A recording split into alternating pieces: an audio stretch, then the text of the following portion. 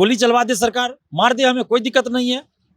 सरकार के पास तंत्र है, जो भी चाहे कर सकती है सरकार। अरे हम तो कहते हैं गोली भी मार दीजिए हुजूर, कोई दिक्कत नहीं, हम भागने वाले डरने वाले नहीं है। इससे पहले भी कई बार लाठी खाए हैं, डाकबंगला चौराहा, बेली रोड, बीपीएससी ऑफिस, उसके बाद आपको गांधी मैदान, जेपी गोलंबर, कई बार मार खाए, जेल भी गए हैं। हम डरने वाले नहीं है। दुनिया की कोई ताकत हमें नहीं डरा सकती है। तो ये पार्टी पॉलिटिक्स नहीं चलेगा। अभ्यर्थियों के हित में आवाज उठनी चाहिए। ये नहीं कि हम विपक्ष में आए तो लंबी लंबी बात कर दिए और जब सत्ता पक्ष में आ गए तो भूल गए। तो अभी वही हो रहा है, जो विपक्ष में है वो सिर्फ बोल रहे हैं कि ये होना चाहिए, जब सरकार में रहते तो चुप क्यों हो जाते हैं। आज तेजस्वी यादव जी सरकार में है तो चुप है, जब वो विपक्ष में थे तो मेरी ही शादी का कार्ड ट्वीट किए थे, जिसपे हमने पेपर लीक की सीबीआई जांच की मांग किया था। तो शादी के कार्ड को उन्होंने ट्वीट किया था, फेसबुक पे पोस्ट किया था, लेकिन आज सरकार में तो आज भूल गए। ये 3-4 पुलिसकर्मी का रोल है, जो मुझे टारगेट करके मैंने दुर्व्यवहार किया गया मेरे साथ, अपशब्द का प्रयोग मेरे लिए किया गया। ये पहली बार हुआ है मेरे साथ इस तरह से। गला दबाने की कोशिश की गई, बार बार इसको दबाया जा रहा है। ये कौन सा लाठीचार्ज होता है भाई? गला दबाना किसी का लाठीचार्ज में आता है क्या? कहीं ऐसा तो नहीं कि शिक्षा माफियाओं के साथ मिलकर पुलिस प्रशासन में कुछ लोग ऐसे हैं जो हो सकता है फर्जी तरीके से बहाल हुए हों और मेरी हत्या करवाना चाहते हैं? शिक्षा माफियाओं की दुकान बंद हो रही है, उनको लाखों रुपए का नुकसान हो रहा है, उनका दुकान बंद हो रहा है ना, तो इसलिए हमको टारगेट किए होंगे कि दिलीप कुमार जब तक रहेगा तो हम लोग का धंधा नहीं चलेगा, तो इसको रास्ते से हटाओ। तो हो सकता है इसलिए जान लेने का प्रयास किया गया हो, गला दबाया गया मेरा। जब तक हमारे अंदर ईश्वर की कृपा से प्राण है, तब तक हम अन्याय, भ्रष्टाचार, धांधली सेटिंग के खिलाफ लड़ते रहेंगे, युवाओं के हित में लड़ते रहेंगे। बीपीएससी शिक्षक भर्ती का जब से रिजल्ट सामने आया है, तब से ही शिक्षक अभ्यर्थी प्रोटेस्ट करते हुए देखे जा रहे थे और कल बीपीएससी कार्यालय के बाहर शिक्षक अभ्यर्थियों के साथ साथ स्टूडेंट लीडर के ऊपर भी लाठी चार्ज किया गया पुलिस के जरिए। हमारे साथ दिलीप कुमार जो कि स्टूडेंट लीडर है वो खुद मौजूद है, उनसे बातचीत करेंगे कि क्या कुछ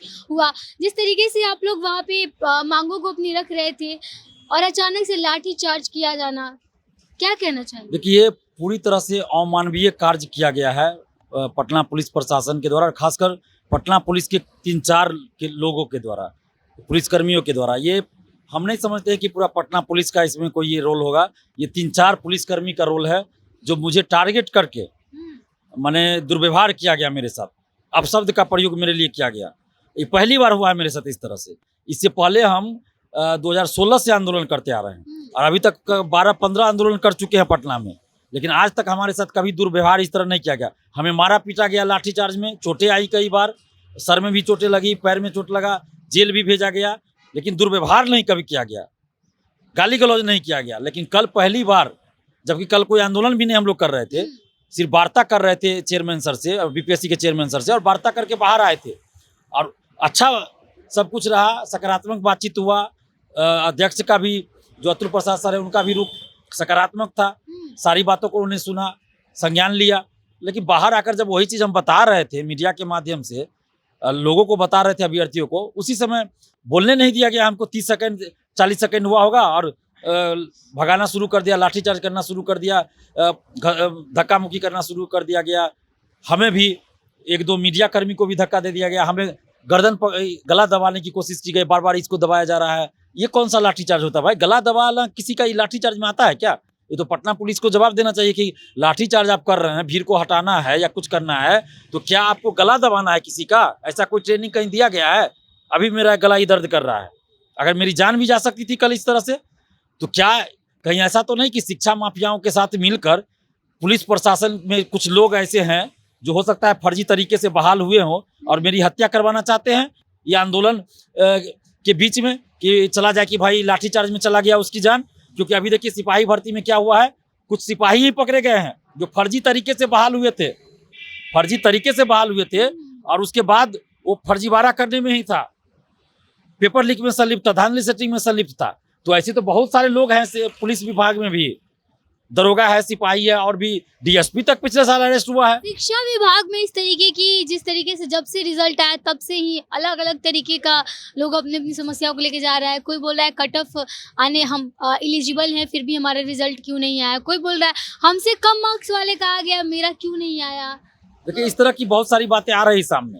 तो हम तो अभ्यर्थियों से कहेंगे कि जिनको भी इस तरह की समस्या है, तो बीपीएससी ने जो कट ऑफ जारी किया है और जो नीचे निर्देश दिया है, वो सारी चीज़ों को आप देख लीजिए कि आप लैंग्वेज पेपर में फेल हैं या नहीं है, तो उसके बाद और भी जो कुछ रोल नंबर भरने में, सीरीज भरने में या सिग्नेचर तो नहीं कहीं छूटा है कुछ।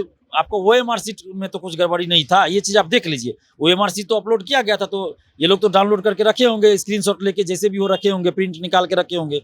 तो ये चीज़ देख लीजिए, अगर कहीं कुछ गड़बड़ी नहीं है और उसके बाद भी अगर आपका रिजल्ट नहीं है कट ऑफ से ज़्यादा मार्क्स रहने के बाद भी। स्टूडेंट्स आप लोगों को देखने मिले हैं क्या कि कहीं कोई गड़बड़ी नहीं है उसके बावजूद भी रिजल्ट नहीं आया? नहीं, हमें फ़ोन करके कुछ अभ्यर्थी बता रहे हैं, लेकिन जब तक हम देख न ले उन चीज़ों को तो हम कैसे बोल सकते हैं। मान लीजिए हो सकता है उनको समझने में कुछ दिक्कत हो, जैसे कट ऑफ के बराबर है, रिजल्ट नहीं हुआ, ऐसे बहुत अभ्यर्थी फ़ोन किए, तो उनका तो डेट ऑफ बर्थ का मामला रहता है, जिनका एज ज़्यादा रहता है उनको पहले सिलेक्ट किया जाता है। लेकिन जहाँ भी सीट खाली है, अगर अभ्यर्थी योग्यता रखते हैं, विज्ञापन की शर्तों के अनुसार उनकी योग्यता है, तो उनको जरूर इस बहाली में शामिल करना चाहिए सरकार को। और यही मांग लेकर तो हम लोग गए थे। तो बीपीएससी के चेयरमैन सर तो सहमत है कि जितना भी सीट खाली रहेगा उसके लिए हम द्वितीय तृतीय लिस्ट भी देंगे। शिक्षा विभाग से भी बात हो गई है।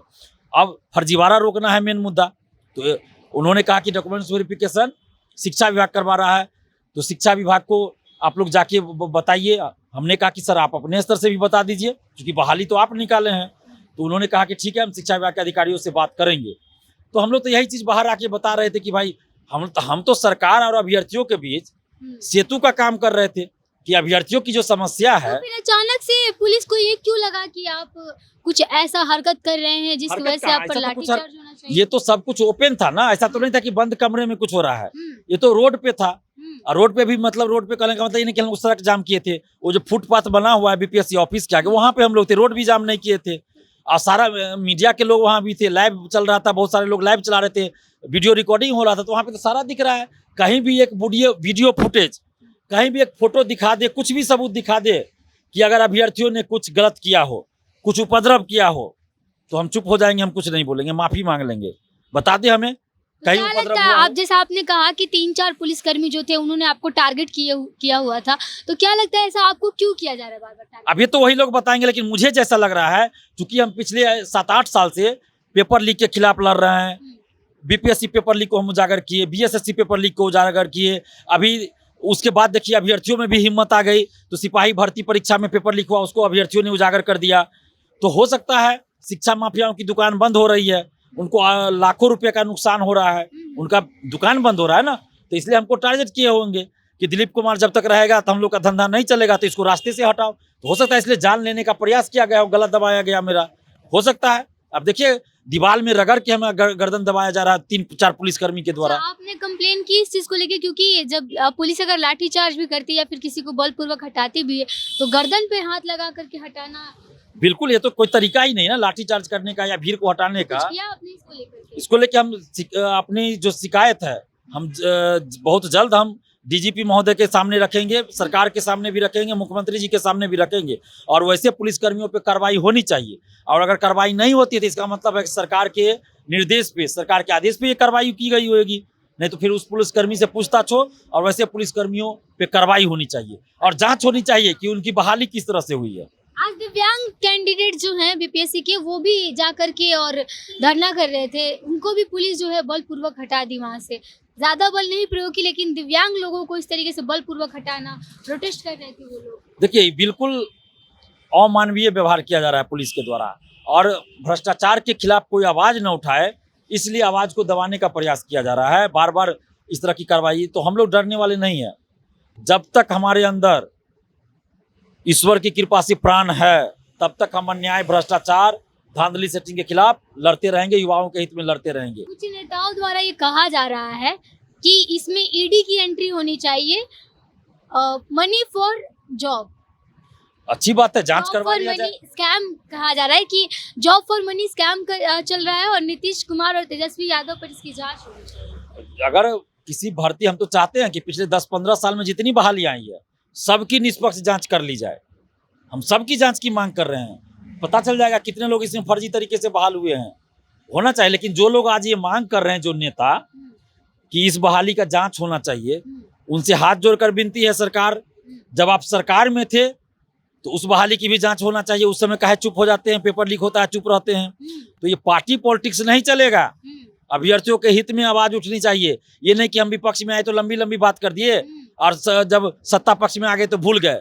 तो अभी वही हो रहा है, जो विपक्ष में है वो सिर्फ बोल रहे हैं कि ये होना चाहिए, जब सरकार में रहते तो चुप क्यों हो जाते हैं। आज तेजस्वी यादव जी सरकार में है तो चुप है, जब वो विपक्ष में थे तो मेरी ही शादी का कार्ड ट्वीट किए थे, जिसपे हमने पेपर लीक की सीबीआई जांच की मांग किया था। तो शादी के कार्ड को उन्होंने ट्वीट किया था, फेसबुक पे पोस्ट किया था, लेकिन आज सरकार में तो आज भूल गए।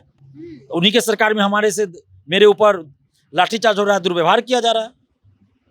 अच्छा, तो अभ्यर्थी क्या करे ऐसे में? अभ्यर्थी तो परेशान है, बार बार बीपीएससी कार्यालय के पास जाकर के शिकायत कर रहे हैं, शिकायत पेटी में अपना शिकायत डाल रहे हैं, लेकिन इसके बावजूद भी कुछ सुनवाई नहीं हो रहा और बढ़ते जा रहा है ये मामला। एक तरीके से देखा जाए तो पहले कुछ स्टूडेंट थे, अब बहुत ज़्यादा ऐसे स्टूडेंट हैं जो अलग अलग तरीके का शिकायत लेकर पहुँचे। देखिए, इसमें सरकार को ध्यान देना होगा। अगर सरकार अभ्यर्थियों के हित में काम नहीं करती है तो युवा बिहार के एकजुट हो रहे हैं, और एकजुट होकर सरकार हो या विपक्ष हो, कोई भी पार्टी हो, हम लोग सबके खिलाफ मोर्चा खोलेंगे। लाठीचार्ज से क्या दिलीप कुमार डरे हैं? बिल्कुल नहीं, डरने का तो सवाल ही नहीं है। अरे हम तो कहते हैं गोली भी मार दीजिए हुजूर, कोई दिक्कत नहीं, हम भागने वाले या डरने वाले नहीं हैं। इससे पहले भी कई बार लाठी खाए हैं, डाकबंगला चौराहा, बेली रोड, बीपीएससी ऑफिस, उसके बाद आपको गांधी मैदान, जेपी गोलंबर, कई बार मार खाए, जेल भी गए हैं। हम डरने वाले नहीं हैं। दुनिया की कोई ताकत हमें नहीं डरा सकती है, क्योंकि हम सच्चाई के रास्ते पे हैं, और सच्चाई के रास्ते पे जो चलता है वो किसी से डरता नहीं। डरने की क्या बात है? अरे सड़क पे जा रहे हैं, एक्सीडेंट हो जाता है, लोग मर जाते हैं, तो मौत से क्या डरना? जिस दिन मरना होगा मर जाएंगे, उसके लिए डरेंगे क्यों? गोली चलवा दे सरकार, मार दे, हमें कोई दिक्कत नहीं है। सरकार के पास तंत्र है, जो भी चाहे कर सकती है सरकार।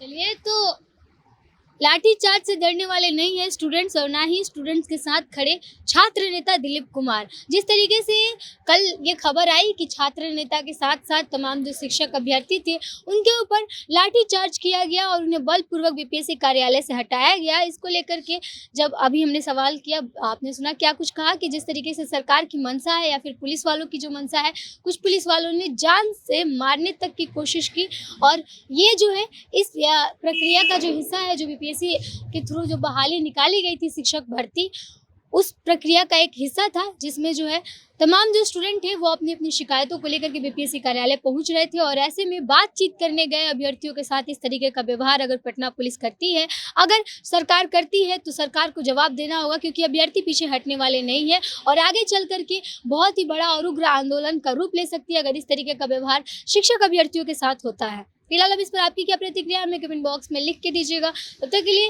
बने रहिए हमारे साथ, देखते थे मैं आपके साथ प्रिया। बहुत बहुत धन्यवाद।